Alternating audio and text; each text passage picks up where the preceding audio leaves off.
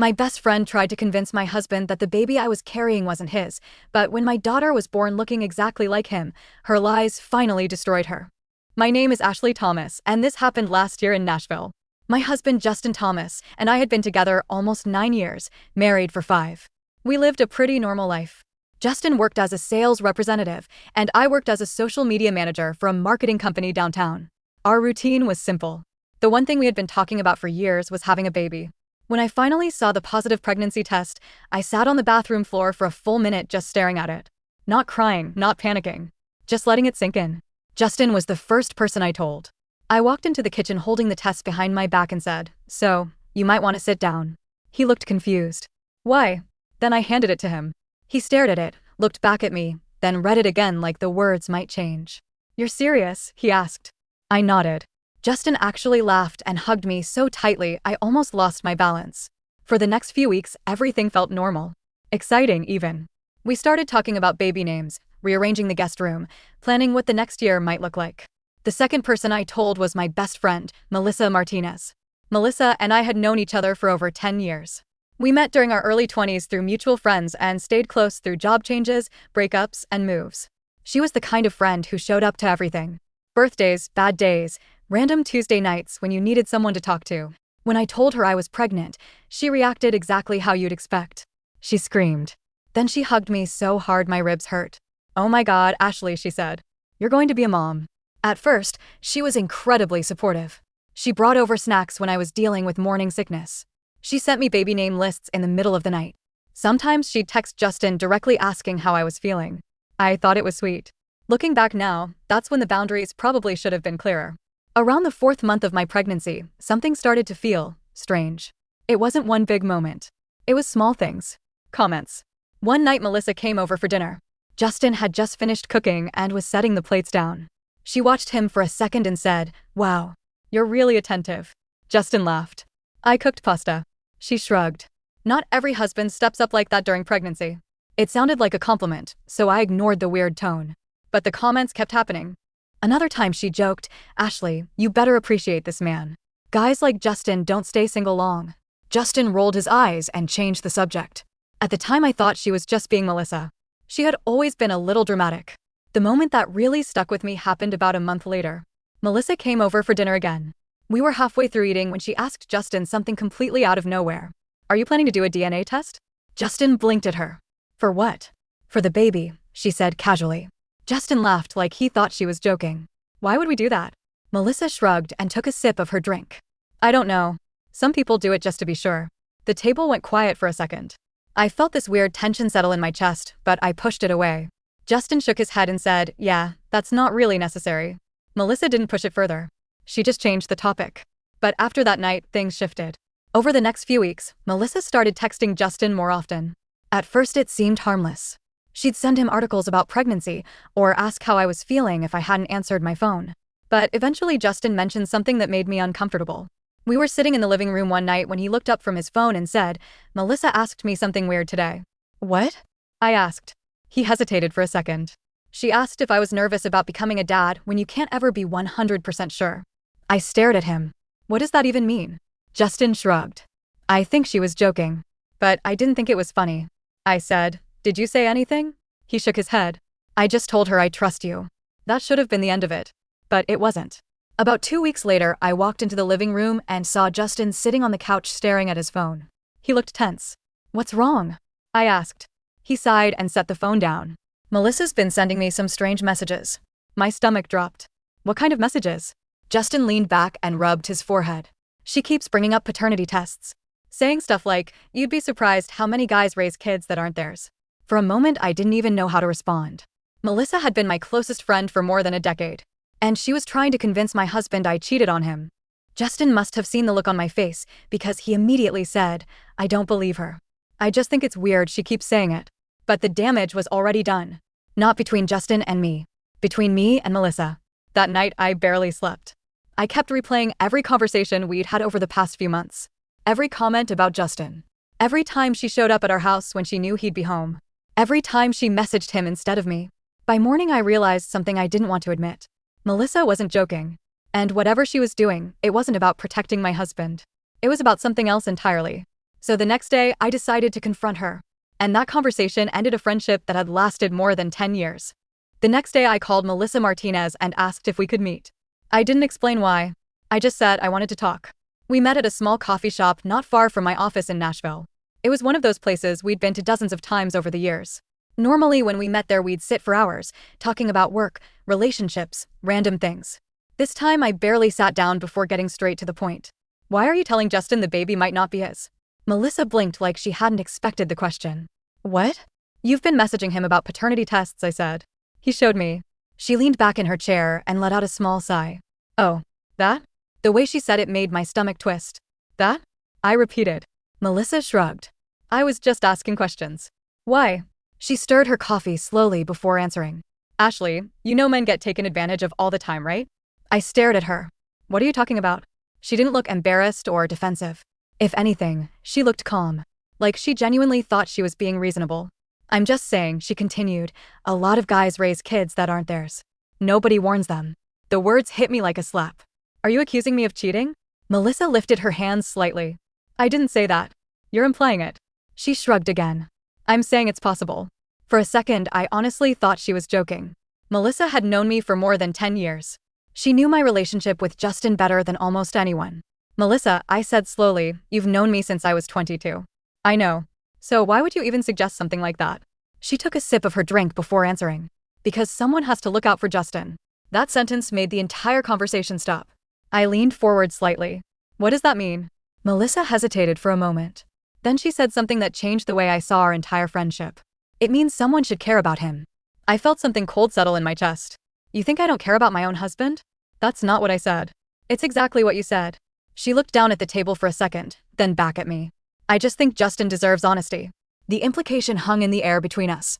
I sat there for a moment, trying to process what she was actually saying. Then something clicked in my mind. All those little comments she'd made over the past few months. The way she constantly complimented Justin. The way she always showed up when he was home. The way she messaged him directly instead of talking to me. A thought formed that I didn't want to say out loud. But I said it anyway. Why do you care so much about my husband? Melissa didn't answer immediately. She looked away toward the window. For the first time during the conversation, she seemed uncomfortable. Finally, she said, quietly, because someone should. The exact same sentence. Not about protecting him. About caring about him. I leaned back in my chair and just looked at her. You realize how strange that sounds, right? Melissa frowned. I'm trying to be honest. Honest about what? That Justin deserves to know the truth. What truth? That you might not have been faithful. My patience snapped. That's a lie. I said it's possible. You're spreading doubts about my marriage. Melissa didn't seem bothered. If everything's fine, then a DNA test would prove it. I laughed once, but there was no humor in it. So your solution is to convince my husband I cheated? I'm not convincing him of anything, she said calmly. I'm just asking questions. That was the moment I realized something important. Melissa genuinely believed she wasn't doing anything wrong. In her mind, she was the reasonable one. Which somehow made it worse. I stood up from the table. I think we're done here. Melissa looked surprised. You're overreacting. No, I said. I'm reacting exactly the way someone should when their best friend tries to sabotage their marriage. I'm not sabotaging anything. You're planting doubts. She shook her head. If Justin trusts you, then it shouldn't matter. I stared at her for a second. You're unbelievable. Then I walked out. The entire drive home my hands were shaking on the steering wheel. Not because I was sad. Because I was angry. Melissa hadn't apologized. She hadn't even pretended to understand why what she was doing was wrong. She genuinely believed she was justified. When I got home, Justin was already there. He was sitting on the couch scrolling through his phone. When he saw my face, he immediately asked, "You talked to her?" I nodded and sat down across from him. What did she say? He asked. I told him everything. Every word of the conversation. Justin listened without interrupting. But as I spoke, his expression slowly changed. At first, he looked confused. Then irritated. By the time I finished, he looked genuinely angry. So she actually said that, he asked. Yes. Justin picked up his phone and opened the message thread with Melissa. She's been messaging me more than I told you, he admitted. My stomach tightened. What do you mean? He handed me the phone. I started scrolling. The messages went back weeks. At first, they looked harmless. Links to articles.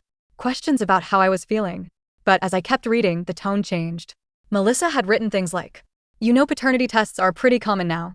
And, "You'd be surprised how many guys trust the wrong person." One message near the bottom made my chest tighten. "You deserve the truth, Justin." even if nobody else wants to tell you. I slowly handed the phone back. Justin exhaled. I didn't respond to most of them, he said. I can see that. He looked at me carefully. I don't believe her, Ashley. I know. But this is weird, he continued. Like, really weird. Yeah, I said quietly. Justin sat there for a moment, thinking. Then he said something that surprised me. I'm going to message her. What? She needs to stop. Justin started typing. The message wasn't long, but it was direct. He told her that her comments were inappropriate. He said he trusted his wife. And he asked her not to contact him about our marriage again. After he sent it, we both sat there quietly. For a moment I thought that might finally be the end of it. But about 10 minutes later Justin's phone buzzed. He looked down at the screen. Then his eyebrows slowly lifted. What did she say? I asked. Justin turned the phone toward me. The message was short. But it was the moment I realized Melissa wasn't going to stop quietly. She wrote, "You'll regret ignoring the warning. When that baby is born and looks nothing like you, don't say nobody tried to tell you." Justin stared at the message. Then he locked his phone. And that was the moment both of us realized something. Melissa Martinez wasn't just causing drama. She was trying to break our marriage. And she wasn't finished yet. After Melissa sent that message, the room went quiet. Justin was still holding his phone, staring at the screen like he couldn't believe what he'd just read. I asked him, has she ever talked like this before? He shook his head slowly. No. For a moment neither of us said anything. Then Justin sighed and rubbed his face. This is insane. I sat beside him on the couch. I know. He unlocked his phone again and read the message one more time. You'll regret ignoring the warning. When that baby is born and looks nothing like you, don't say nobody tried to tell you. The words felt heavier the second time. Not because they were convincing. Because they were cruel. Melissa had been in my life for more than 10 years. She'd been at birthdays, holidays, breakups, promotions. She knew my family. She knew Justin. And now she was deliberately trying to destroy my marriage. Justin shook his head. I'm blocking her. I nodded. I already blocked her this morning. He looked at me. You did? After the coffee shop conversation. Justin let out a slow breath. Good. Then he blocked her number. It should have felt like closure. Instead, I just felt exhausted. The next few days were quiet. Melissa didn't show up at the house. She didn't contact Justin again. But the situation didn't disappear completely. Because apparently Melissa had started talking to other people. About a week later I got a message from Sarah Martin, one of my coworkers. Sarah and I weren't best friends, but we worked closely enough that we talked pretty regularly. Her message was simple. Hey, random question. Are you and Justin okay? My stomach dropped. Yeah. Why? She took a minute to reply. Then she wrote, I ran into Melissa at an event this weekend. She said you guys were having problems. I stared at the message. What kind of problems? I typed back. Sarah responded almost immediately.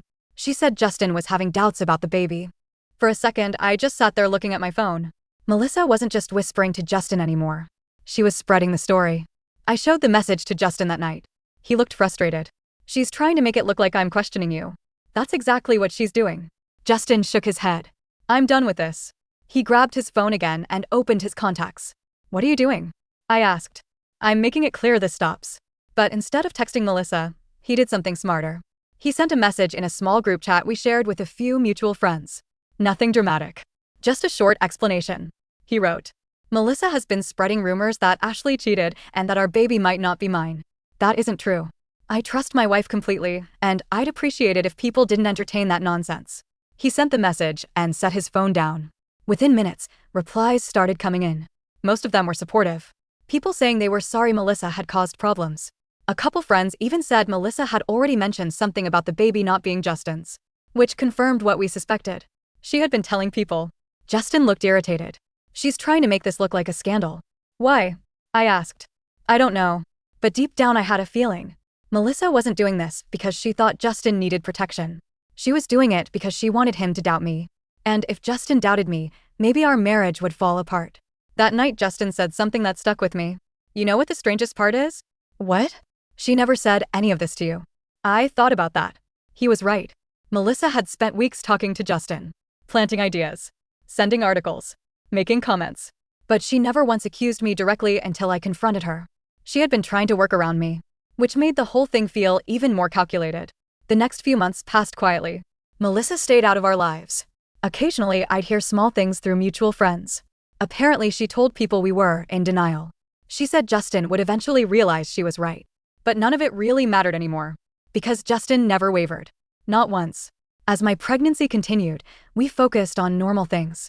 Doctor appointments, setting up the nursery, arguing about baby names. Life moved forward. By the time my due date arrived, the entire situation with Melissa felt like something from another chapter of my life. Then our daughter was born. Her name was Olivia Thomas. The moment Justin held her for the first time, he laughed. Not a small laugh. A full, surprised laugh. I asked him what was funny. He looked down at Olivia and then back at me. She looks exactly like me. He wasn't exaggerating. Same eyes. Same nose. Even the same slightly crooked smile Justin had in old childhood photos. When Justin's parents visited the hospital the next day, his mother said the same thing. That baby is definitely a Thomas. For the first time in months, I thought about Melissa again. About all the things she had said. All the doubts she tried to create. And how wrong she had been. A week after we came home from the hospital, Justin showed me something. He had received a message from one of our mutual friends. Apparently Melissa had been telling people again that Justin would figure things out eventually. But then someone showed her a picture of the baby. The message Justin received was short. It said, "Melissa got really quiet when she saw Olivia's photo." Justin laughed when he read it. I didn't. Because the truth was, losing Melissa as a friend still hurt. 10 years of friendship doesn't disappear overnight. But sometimes people reveal sides of themselves you can't ignore. And when they do, you have to decide whether that person still deserves a place in your life. Melissa Martinez made that decision very easy for me. I blocked her everywhere. Justin did the same. As far as we're concerned, she doesn't exist anymore. But every now and then I still think about the question that started all of this. Because I never really got an honest answer. Was Melissa actually convinced she was protecting Justin? Or was she hoping that if my marriage fell apart, she'd be the one standing next to him instead? Life didn't dramatically explode after we cut Melissa Martinez out of our lives. There was no huge confrontation. No final screaming match. No moment where she showed up at our door begging for forgiveness. Instead, things just went quiet. And in a strange way, that silence told me everything I needed to know. After Olivia Thomas was born, our entire world shifted to the normal chaos of having a newborn. Sleep schedules disappeared.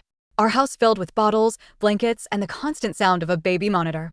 Justin would wake up in the middle of the night to rock Olivia back to sleep while I tried to grab a few extra hours before morning.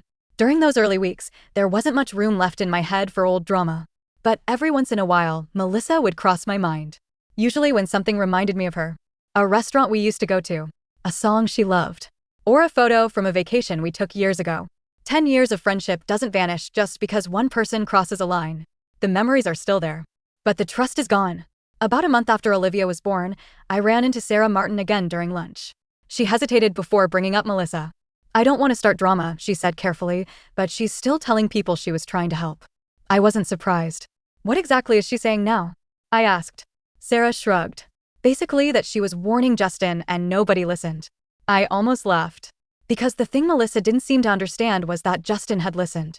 He just didn't believe her. That was the part that probably bothered her the most. Justin trusted me. And no amount of whispering or doubt changed that.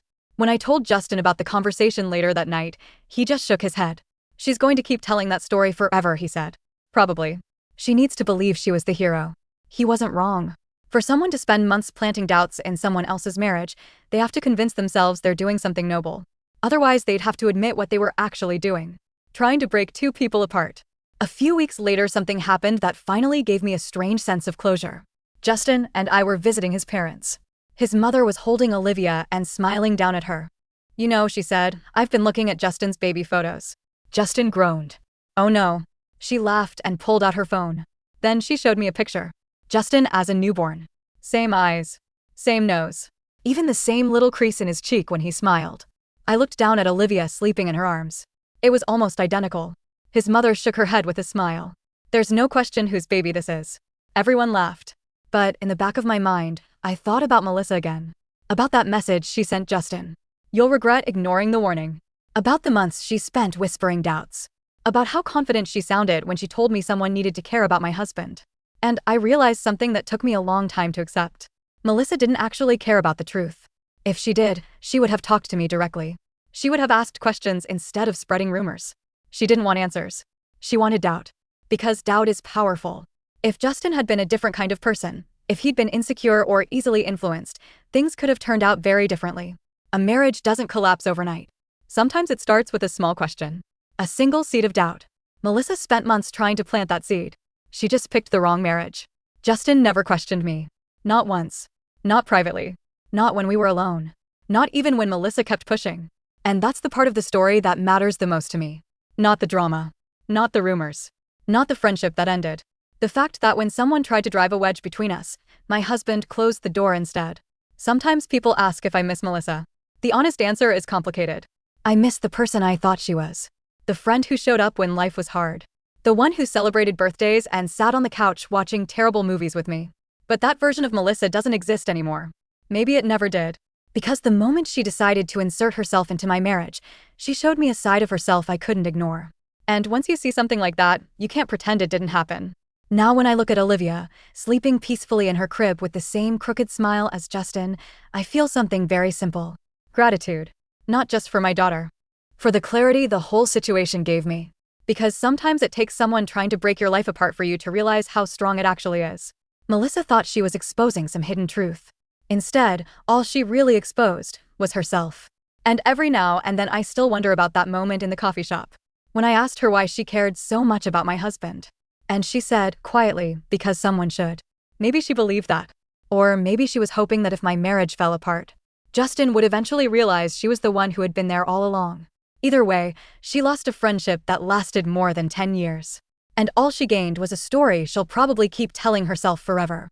But sometimes late at night, when the house is quiet and Olivia is asleep, I still think about one question. If Justin had been just a little less confident, if he had listened to her instead of trusting me, would Melissa have actually succeeded in breaking our marriage?